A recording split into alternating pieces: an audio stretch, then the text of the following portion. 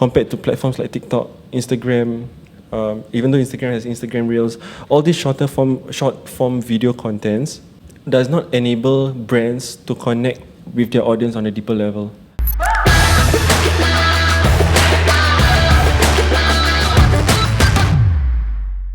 Hey guys, welcome back to Plexi Talks, where we talk about life in a digital agency and we share insights on digital marketing. Today we're going to talk about social media marketing strategies to get you guys prepared for 2023. And of course, when we talk about social media marketing strategies, I will have with me Amanda, Plexi's COO, because she handles most of the client stuff and she can give more input on the pointers that we have over here. There has been a lot of changes in the social media landscape recently.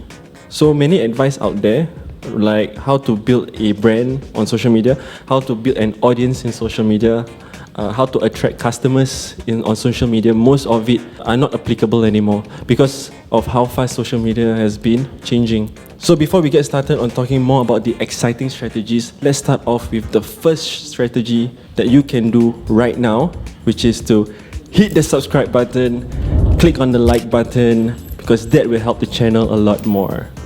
Okay, for real, the number one social media marketing strategy that we have for you before you start on any social media marketing is to build the foundation of your social media platforms.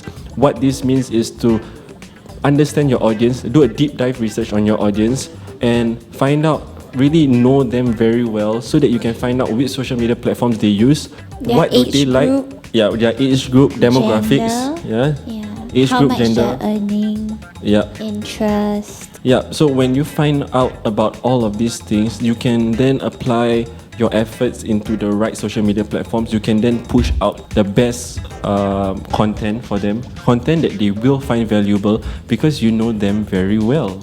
So basically, all of this you can route it back to your brand identity, whereby you have to make sure that the audiences, whatever contents that you're pushing out, and your brand identity, it all falls under one circle, which makes it a strong foundation.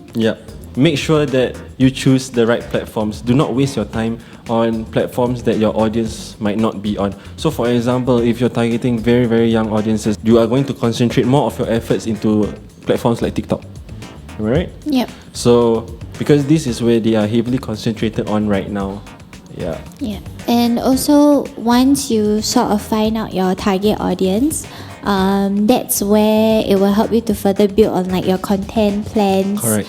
What type of content should you push out based on the platforms as well, and the audiences that you're targeting. For example, on TikTok, should it be contents that are more fun, youthful, or if let's say we're on Facebook, can it be more educational and lengthier captions in that sense as compared to Instagram? So and before that as well, try to understand your brand identity. So build your brand identity first before you create any social profiles, because you need your brand identity to set up all your accounts so that you can build the first maybe 9 to 10 posts just to emphasize on your brand identity. If you want to find out more about brand identity, we created a podcast and we're going to link them down in the description below. And I think other than just finding the foundations of all of these pointers that we've just mentioned, it's good to also study the platform. So that you can fully utilize things like the features, getting to know the algorithm a little bit better, so that you can plan the content surrounding what the platform can provide. So basically, you're trying to say understand the platform. When you concentrate yourselves maybe to a limited number of social media platforms, you can understand them even better and know how to utilize their features. Let's move on to the second strategy. The second strategy that we have for you is to create more short form contents. So currently, short form video contents are getting more popular. I mean, you can see that from Instagram and Facebook themselves, and even YouTube, that they are following the style of TikTok. So things like Instagram has their own Instagram Reels, YouTube, they have their own version of short form videos which they call YouTube Shorts. The most important thing for short form videos is to ensure that the first 3 seconds of a videos are going to capture the attention of your audience. So if you look at brands like Red Bull, they actually are doing it very well in terms of like their Instagram Reels, their YouTube Shorts. Their first 3 seconds or even like first 2 seconds are very attention grabbing. They are going to show the peak of the video right away at the start. They're gonna catch your attention, and then you're gonna just sit there and watch the rest of the 10 seconds. Yeah. All the 10 seconds of the video, right? Like they'll just show someone like parachuting. Yeah. Very action-packed, thrilling, exciting. Yeah. So the opening should be like what you mentioned, action-packed, thrilling, emotional. So if even if it's like just a product video, try to showcase your product straight away in the first 2 to 3 seconds of the videos. Yeah. Because based on the notes that we have here, I mean 65% of people that watch the first 3 seconds of your videos will watch it for at least 10 seconds. At the same time, even before they click on the video, what you want is to create, let's say, the cover photo or the cover image or the thumbnail of the videos, make it very interesting so that people will click on it. Another tip that we can share with you is also to add captions to your video. Oh, right. Yeah, because it's very important. A lot of people are watching their videos on mute. It's very important to put captions so people can still understand what is going on without even having the audio on. Yeah, that's quite interesting information actually, because I actually thought that majority of consumers will actually watch the video with audio on. Yeah. So I guess it's like maybe most of them are in public transport or in their classroom or in their workspace, so they are not turning on their audio, so they just watch the videos. But for yourself, do you actually watch it with or without? Without audio. Unless I find it interesting, then I'll tap on the screen and listen to the audio. Moving on to the next piece of strategy. The third strategy that we have for you is to cross-post your content. So meaning if you are creating video contents, let's say long-form video contents, or even if you're just creating GIFs or static designs or posts, right? You can post it up on multiple platforms at once. So let's say, based on our first strategy, jumping back to our first strategy, you decided that you are going to be on maybe only on Facebook, Instagram, and TikTok. So just based on these three platforms, you're going to cross-post all of your designs.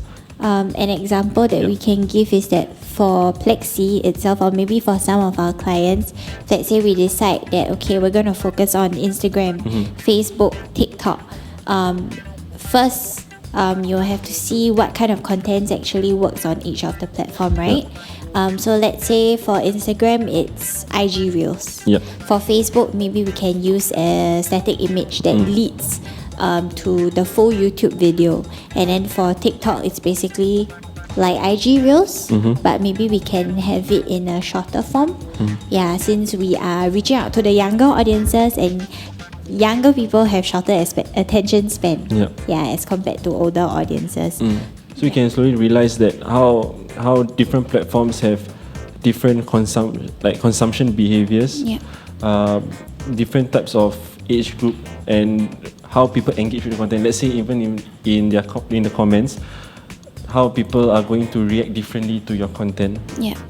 And I think a lot of brands also have the misconception that if you post the same content on different platforms, you're gonna end up spamming your audiences. But what they don't realize is that people who follow you on TikTok doesn't necessarily mean that they are also following you on Instagram or Facebook. That's a good point. Which is why all views are not equal, right? Yes. Yeah. Yep. And different platforms also have their own culture.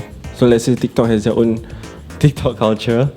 Instagram has their own Instagram culture, and I mean YouTube also have their own YouTube culture. And in terms of consumption style also, that's where they also have different behaviors applied on each platform. So maybe for TikTok, people are more willing to comment as compared to the older audiences on, okay, I wouldn't say older, maybe like millennials on Instagram, and like Facebook. The much older audiences on Facebook.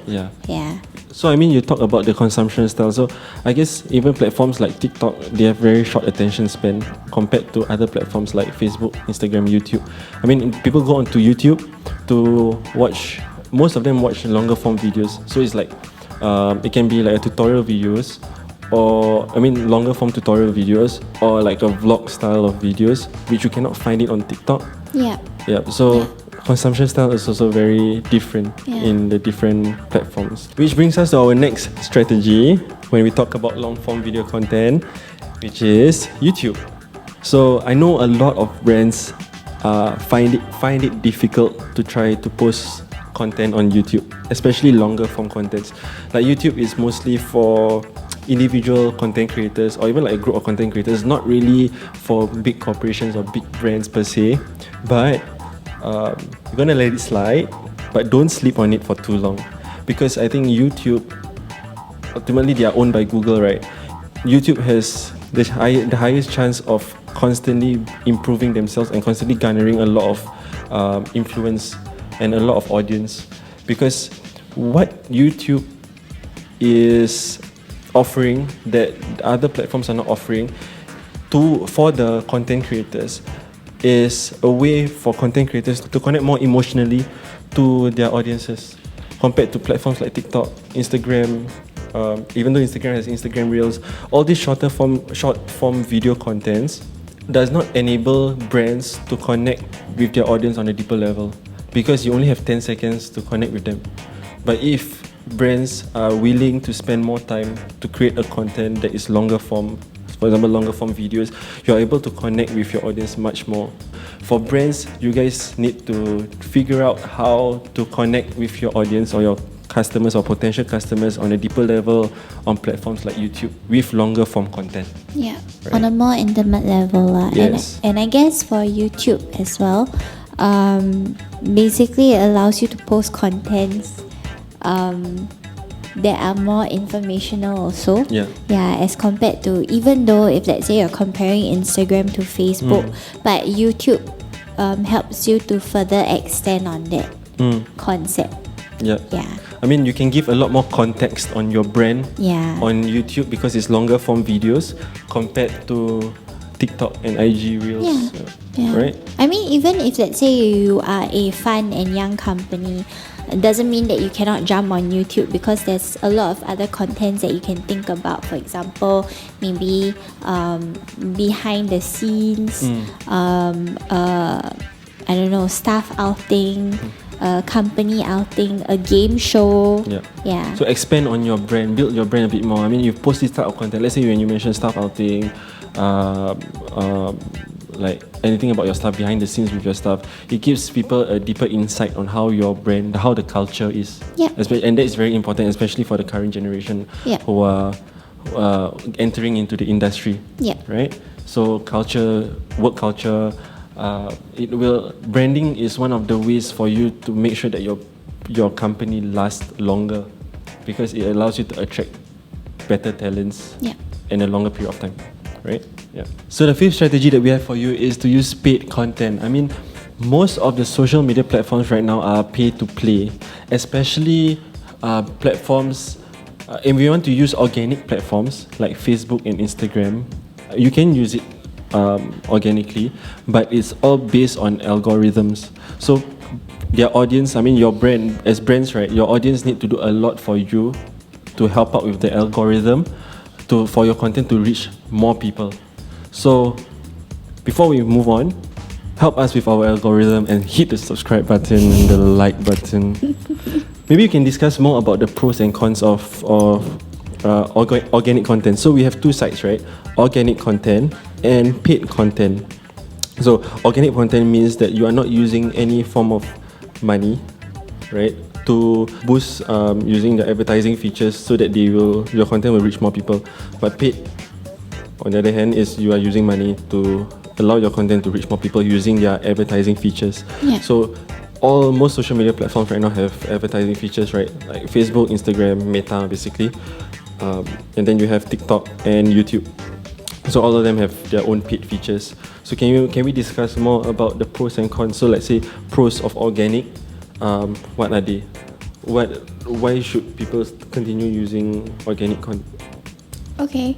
So I think organic content is gonna happen anyway. The moment you post it, you're gonna have organic reach, organic traffic, organic engagement. But that also depends on how strong your brand presence already is online. So if you're a bigger brand and you feel that there isn't much of a need to have a certain purpose for that post itself, for example, you don't need to lead people to your website for any forms of conversions, or you are not really looking on building follower growth, then of course you can continue depending on organic reach. So organic content is mostly like you are trying to just build, create more content on your profile. Yeah. So that when people visit your profile one day, they're gonna see, oh, they are posting this. Yeah, it's coming to the point of understanding that you are trying to value add to your audiences. Your current audiences. Yes, without any other intentions of growing your platform, or maybe it could just be trying to grow a stronger online presence in that sense, but you don't really have like a short frame for you to reach a certain performance goals. Yeah, whereas for paid content, wait, so hold on. So that means the only coin for organic content is you're just gonna reach your business goals slower, right? Because you're not putting in any money. Yeah. Everything is just organic. So it's literally you're putting your efforts at the hands of the social networks algorithm. Yeah. Right? Yeah. And how well you actually maintain your platforms in that sense through like community management, social listening. Okay. Yeah. So if you want to, let's talk more about the pros of paid content. What are the pros of paid content? I think there's a lot of pros. I mean, technically, if there's money involved, you have enough budget, then definitely paid content is the way to go, especially if you're a new and budding brand, whereby you have a certain performance level to meet during the time frame. It will help you grow your audiences. It will help you to grow on your engagement, your conversion levels within a shorter period of time. Right. Yeah, as compared to organic. And I mean, if you're able to pump in a little bit of money on top of all of the efforts that you've already put in creating the contents and whatnot, it's gonna be worth it. And don't forget, guys, for paid content, right, you can target your ideal customer because you can go all the way down. I mean, some of the targeting features is crazy, right? Especially on Meta. Yeah. You can target all the way down to how old they are, whether they are married, do they have kids, what are their interests, which pages they are already following. Yeah. So you can go really deep down and target the specific number of people. Yeah. So just by targeting this number of people, I mean, especially for startups like brands, right? When you are posting your content up, you want to test out whether your product or your service is ready for the market. So when you are targeting your ideal customer, you already have your ideal customer in mind and you're targeting them, and you use Facebook features to target the right people, and if they are not responding to your advertising, that means your product is not ready for the market. Yeah. Right? But on the other hand, if they are responding well, reacting well to your product, I mean, you're market ready. Yeah. But on the other hand, the cons is that you need money. I mean, that's it. Yeah. You need money to be able to reach people, and some of these platforms you need to find out which platforms are cheaper for your audiences. Different industries, when you want to target different types of people, they cost differently. So sometimes clients come to us and ask us what is the cost per click and all. We can only know the rough gauge, but we can't tell you the exact number because different industries have different cost per link click or cost per conversion, cost per results, I guess. Yeah. And I think another con to add on, not really a con, but it's not as easy as it seems. Yep. Yeah, although Meta is trying to make it as simplified as possible for brands or even like owners themselves to push out the ads itself. Yeah, but there is a lot of strategy and understanding that should go into it before you actually pump your money in for any campaign. Yep. The sixth and final strategy that we have for you is to keep your users engaged. So yeah, that's very important. Yeah, I mean, this is quite basic, but again, often overlooked by people. Currently, based on the studies that people are doing on social media, on all the market research, all the data that we have, we found out that ultimately audiences like brands who are transparent and genuine. Yeah. Ultimately be genuine. I think in terms of authenticity, that is the key role on having a longer lasting audience on your platforms. Number two is to just be persistent and making sure that you give your audience what they want. Try to listen to feedback on the type of contents that they like and find valuable, and give them more of it. Yeah. I mean, you can test out different types of content, whether they prefer it or not, but ultimately give them something valuable to take away with. Yeah, right? Yeah. And it doesn't mean that like every single content has to be super engaging. Some of it can be focused around like value adding your current consumers, maybe giving them tips on certain areas of life in that sense. Yeah. I mean, even like Instagram, they roll out the features, let's say the polls or the voting feature, that gives your audience or you are creating a community. What they want is to be part of a community.